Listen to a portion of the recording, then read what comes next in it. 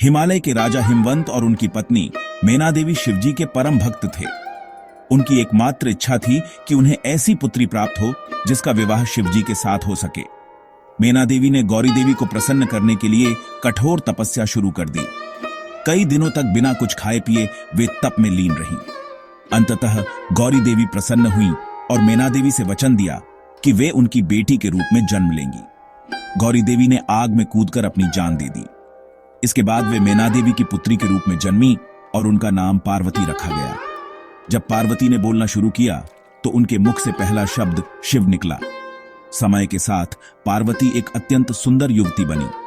इसी दौरान शिवजी अपनी पत्नी की मृत्यु से दुखी होकर गहन ध्यान में चले गए। हिमवंत को चिंता हुई कि कहीं शिवजी पार्वती को स्वीकार न करें। समाधान के लिए उन्होंने नारद जी को बुलाया।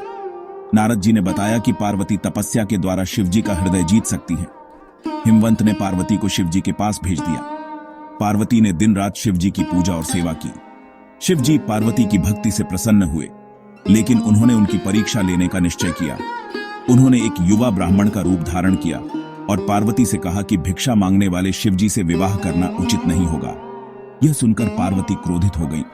उन्होंने स्पष्ट कहा कि वे शिवजी को छोड़कर किसी और से विवाह नहीं करेंगी। पार्वती के इस उत्तर से संतुष्ट होकर शिवजी अपने असली रूप में प्रकट हुए और विवाह के लिए तैयार हो गए।